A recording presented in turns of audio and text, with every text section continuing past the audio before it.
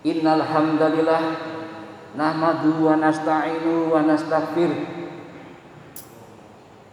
wa nudzu min dzunubina anfusina wa min sayyiati a'malina subhanaka la ilma lana illa ma 'allamtana innaka antal alimul hakim. Asyhadu an la ilaha illallah wa asyhadu anna muhammadar rasulullah. Allahumma shalli ala Muhammad wa ala ali Muhammad. Alhamdulillah wa syukurillah, kita senantiasa bersyukur kepada Allah terhadap semua nikmat-nikmat yang Allah telah kita terima dari Allah Subhanahu wa taala. Karena kebahagiaan itu tidak akan mampir di diri kita ketika kita tidak bersyukur kepada Allah Subhanahu wa taala. Kebahagiaan ada dua sifat yang utama.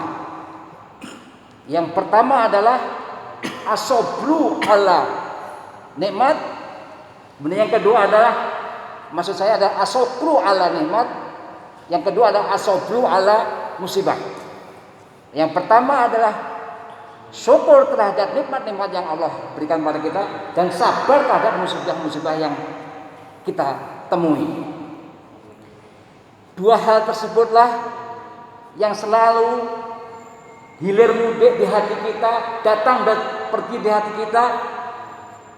Ketika kita mendapatkan nikmat dari Allah, keenakan, rezeki yang banyak, anak istri semuanya baik-baik saja, kita bersyukur, maka itu adalah pahala bagi kita.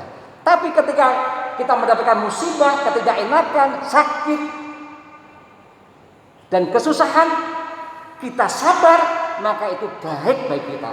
Dan itu hanya ada pada orang yang beriman, bukan orang muslim, bukan orang fasik, bukan orang munafik. Karena muslim, Islam itu ada beberapa tingkatan. Salah satunya adalah orang beriman dan di atasnya adalah orang yang bertakwa. Tetapi syukur kita itu tidak hanya melakukan ucapan tahmid alhamdulillah, bukan itu saja, tapi adalah kata Imam Ghazali bahwa syukur itu apa? Ziyadatul khair, bertambahnya kebaikan. Artinya apa? Ketika kita mendapatkan nikmat-nikmat dari Allah yang banyak sekali, namun kita tidak bertambah dengan kenikmatan, dengan syukur kita, dengan kebaikan kita, maka itu belum bersyukur. Salah satu daripada bentuk syukur kita apa? Ketika azan dikumandangkan, Pak Rubani, Pak Narmodo ataupun yang lain pada datang ke situ untuk buru-buru apa? Mendatangi masjid ini. Itu panggilan pertama. Dan kita sudah tahu kan bahwa yang namanya panggilan itu hanya 3 kali kepada kita. Pertama, panggilan azan. Kedua, umrah dan haji kalau bisa. Yang ketiga, panggilan kematian.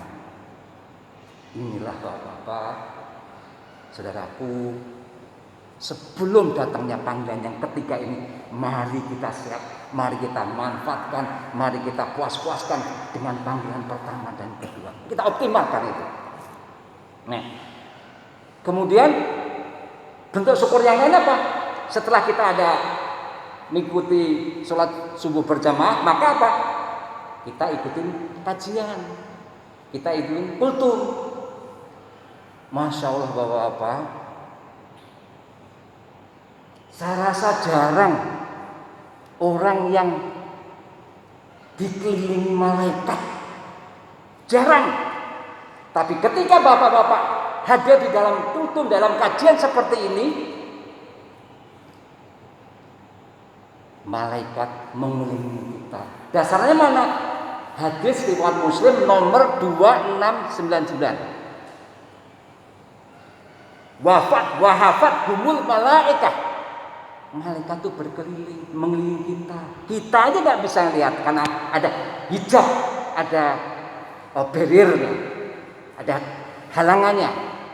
Kita nggak bisa lihat, tapi Berdasarkan sabda Rasulullah SAW di hadis riwayat Muslim tadi, malaikat mengelilingi kita dan kita tuh diberikan Allah apa? As-sakinah, ketenangan Bapak. Satu lagi apa? Turun tuh rahmat itu turun kepada kita yang hadir di dalam majelis ilmu semacam ini. Dan yang keempat adalah nama-nama kita disebutkan di makhluk-makhluk Allah di langit. Nah, makanya Bapak yang belum ikut, yang bisa baca Al-Quran, yang tidak bisa, yang baru bisa alif bakta atau alif-alifan, datang kapan?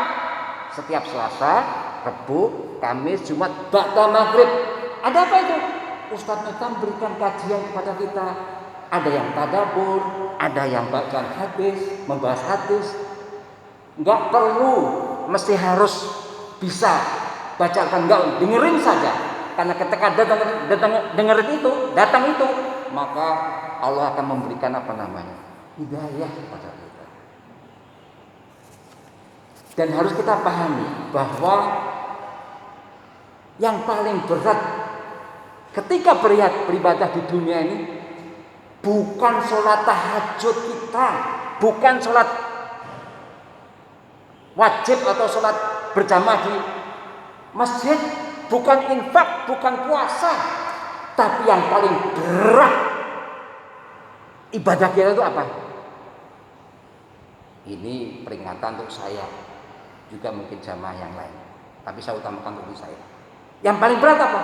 Ketika amal ibadah kita dari bangun tidur hingga mau tidur lagi, malaikat catat, dibawa ke langit, kemudian dilaporkan kepada Allah, dan Allah terima.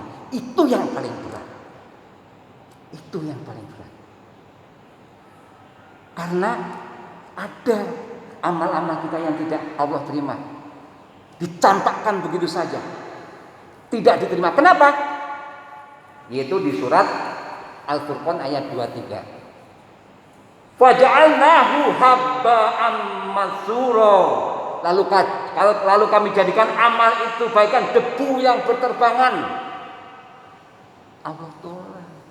Dan memang benar, puasa kita, sholat kita, infak kita, birrul walidain kita, silaturahim kita, belum tentu Allah terima. Dasarnya mana? Surat 88, surat Ghasyiyah ayat 3 dan 4. Amilatun nasibah, firman Allah. Jadi kita berbuat amal yang dengan payah.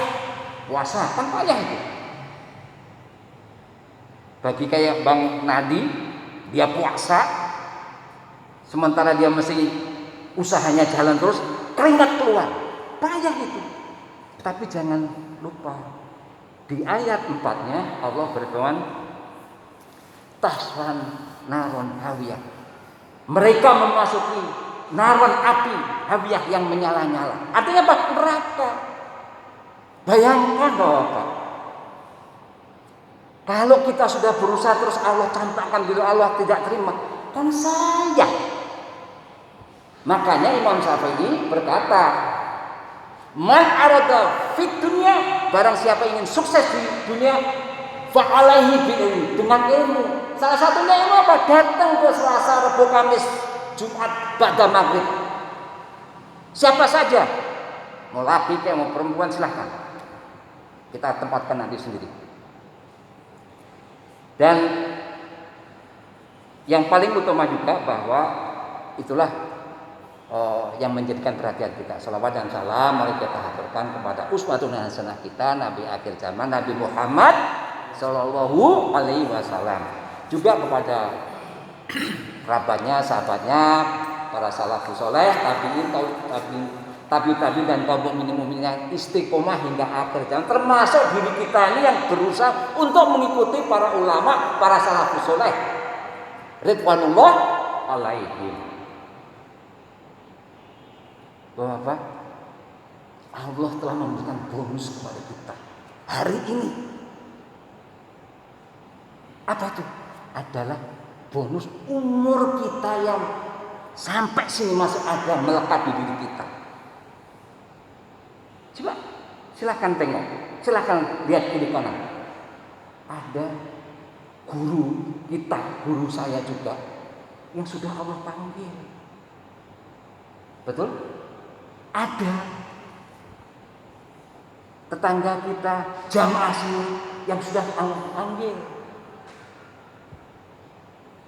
Banyak teman-teman kita, saudara kita, banyak yang Allah panggil. Kita masih diberikan bonus umur ini.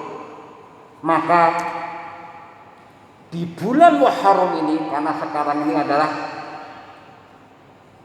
tanggal 12. Ya, tanggal 12 ya. Tanggal 12 betul, yaitu masih 18 hari dalam bulan Muharram ini. Mari kita manfaatkan, betul-betul kita manfaatkan, karena satu hari di bulan Muharram ini adalah hari yang luar biasa. Di mana luar biasanya? Kita dikasih Allah kesempatan untuk apa? Mendulang pahala. Bulan Muharram ini termasuk Arba'atul Hurum, 4 bulan yang haram. Kenapa haram? Dilarang keras. Kalau istilah saya ada di garis bawah itu. Untuk apa? Melakukan kemaksiatan. Kita diberikan kesempatan Allah untuk mendulang pahala kita dengan melakukan kebaikan-kebaikan kita. Tapi juga Allah mengingatkan, jangan kalian berbuat maksiat. Karena kenapa? Pahalanya akan dua kali lipatkan. Masya Allah. Pahala dikali 2 kali lipat. Ketidak artinya dosa juga begitu, kemaksiatan. Dan dosa-dosa kita yang melilit kita ini, yang menjerat kita kepada gufroting niron, liangnya neraka nanti, semoga Allah ampuni dan akan menempatkan kita di Raudhatul min Riyadil Jannah, taman di antara taman surga ketika di dalam kubur. Semoga teman-teman kita, guru-guru kita, saudara-saudara kita, termasuk yang sudah meninggalkan dunia ini, yang sudah Allah panggil, termasuk di dalam Raudhah min Riyadil Jannah, taman di antara taman surga. Nah, salah satu amalan di bulan Muharram ini, salah satunya adalah apa? Infak. Salah satunya infak. Tapi perlu kita menyadari, ternyata harta benda kita, mobil kita, rumah kita, istri kita, anak kita, semuanya, nyawa kita, mata kita, itu hanyalah titipan dari Allah. Artinya apa? Suatu saat harus dikembalikan. Allah berfirman di surat Al-Hadid surat 57 ayat 7, aminu billahi wa rasulih, berimanlah kamu kepada Allah dan Rasulnya. Wa anfiqu, berinfaklah, mimma ja'alakum mustakhlafina fih, dan dia Allah jadikan kalian sebagai penguasa amanah. Artinya kita dikasih kuasa, dikasih diamanai untuk apa? Semua yang tadi saya sebutkan, harta kita, mobil kita, rumah kita, semuanya, mata kita, hati kita, anak istri kita, semuanya sifatnya amanah. Suatu saat harus dikembalikan kepada Allah ketika kita meninggal.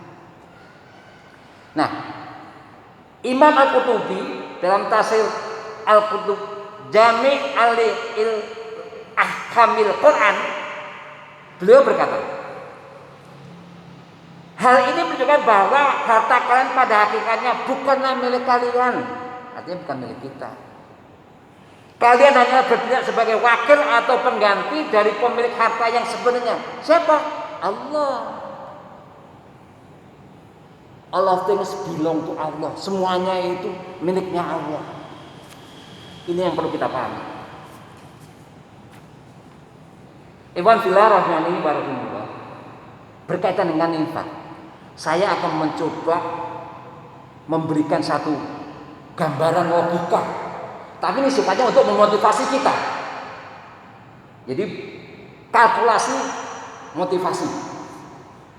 Kalau bapak nih datang ke sini menyemplungkan menginfakkan ya, di canceling itu 1.000 perak, 1.000 rupiah, maka Allah akan kalikan 7 kali lipat. Dasar namanya di surat 2 Al-Baqarah ayat 261.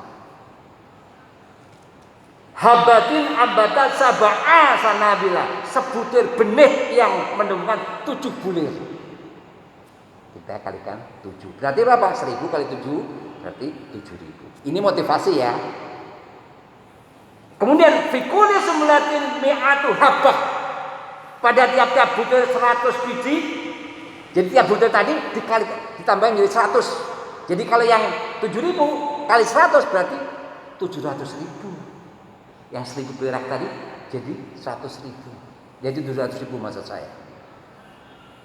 Nah, di bulan Muharram ini sesuai dengan surat At-Taubah ayat 36, Ibnu Abbas mentafsirkan, jika kita berbuat baik maka Allah akan melipat gandakan pahala kita. Dan juga kita berbuat buruk atau bermaksiat pada Allah, maka siksanya Allah akan 2 kali lipatkan. Kita digandakan juga. Artinya apa? Kalau kita tadi yang 1.000 menjadi 7.000 menjadi 700 kali 2 berarti berapa? 1,4 juta. 1.000 rupiah. Namun masih kurang lagi. Allah berfirman di akhir surat 2 ayat 261, wallahu yudai'u lima yasha, Allah melipat gandakan bagi siapa yang dikehendaki. Artinya apa? Yang 1.000 rupiah tadi menjadi 2,8 juta. Itu kalkulasi motivasi. Seperti itu. Betapa bulan ini, bulan Muharram yang tinggal 18 hari itu penting sekali. Termasuk di hamba yang dhaif ini, yang lemah ini. Mari kita sama-sama memanfaatkan 18 hari ini untuk beramal, berbuat baik, beribadah, beramal soleh. Jamaah rahmani wa rahimullah, ada 2 penyesalan. 2 penyesalan ini yang tidak ada gunanya. Kan ada penyesalan yang ada gunanya. Misalnya, aduh, subhanallah sampai sekarang saya baru hafal 1 juz, sementara umur saya sudah 60. Nah itu misal dalam apa? Ini ada misalnya. Tapi kalau misal yang tidak ada gunanya adalah apa? Ketika ada 2. Pertama adalah ketika ajal tiba. Kalau sudah napas sampai tenggorokan sini, selesai, sudah nggak ada. Seperti apa? Fir'aun. Setelah nggak pernah air laut, baru dia percaya pada Nabi Musa dan Allah. Selesai, nggak ada gunanya. Itu yang pertama. Yang kedua apa?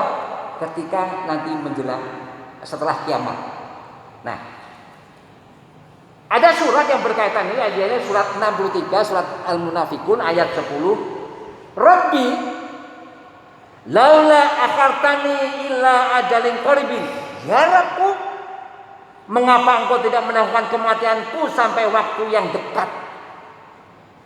Ini orang udah mati, ngomong, ya Allah, mbok saya dihidupkan lagi. Kira-kira bahasanya seperti itu.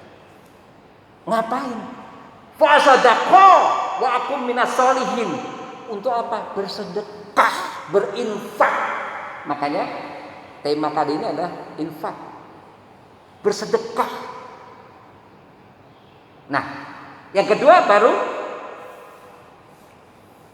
dan aku termasuk orang-orang yang soleh. Dia berharap seperti orang yang soleh. Jadi sedekah dan orang yang menjadi orang soleh. Ini sebagai sinyal bagi kita, suatu saat ini bisa terjadi dari kita kalau kita tidak hati-hati. Tapi kalau kita mempersiapkan diri dengan takwa, insya Allah kita aman. Nah, inilah poin daripada sedekah tadi. Kemudian jamaah sholat subuh, Penyesalan yang pertama tadi adalah ketika ajal tiba, seperti contohnya Firaun, suratnya 63 ayat 10. Yaitu yang kedua adalah penyesalan yang tidak berlaku bagi seseorang yang kedua. Yang keduanya apa? Ada penyesalan pada waktu siksa akan menimpa pada hari kiamat. Ini berkaitan dengan iman kita. Kita percaya saja. Samina wa ta'na, kita dengarkan, kita taati.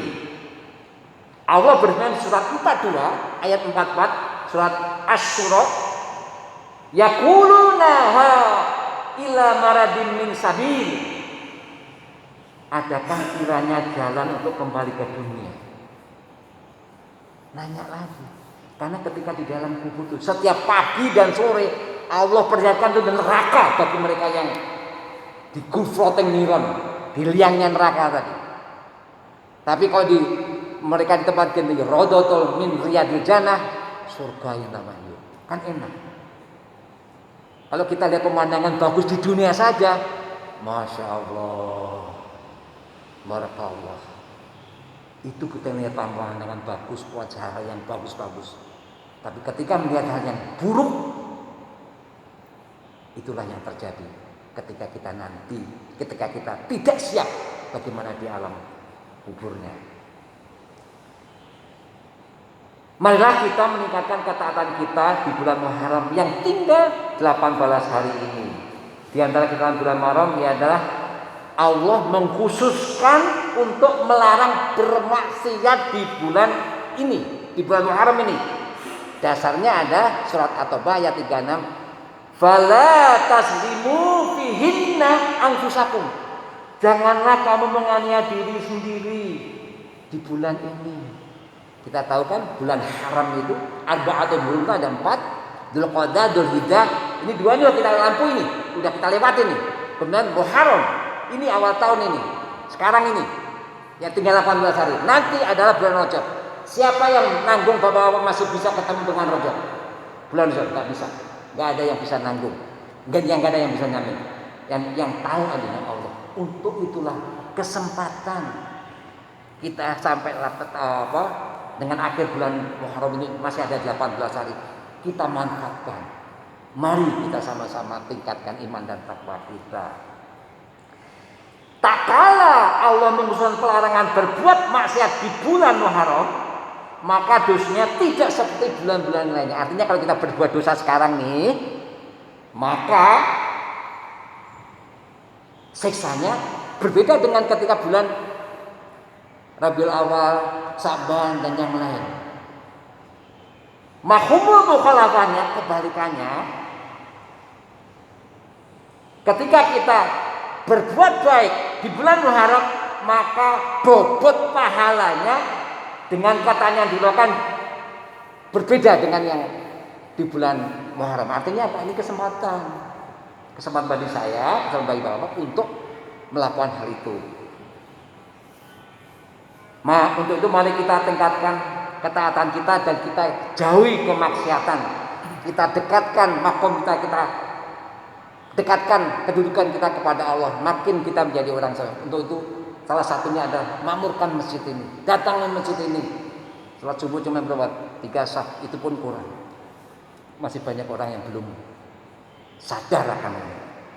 Semoga kita selalu terus Allah kasih hidayah, ditapkan terus supaya kita mampu untuk memanfaatkan masjid ini. Wallahu a'lam bishawab. Alhakum rabbika fala takunanna minal mumsarin. Kebenaran itu dari Rabbmu. Mari kita tutup dengan doa kafaratul majlis. Sebelum kita asyhadu an la ilaha illa anta astaghfiruka wa atubu ilaik. Assalamualaikum warahmatullahi wabarakatuh.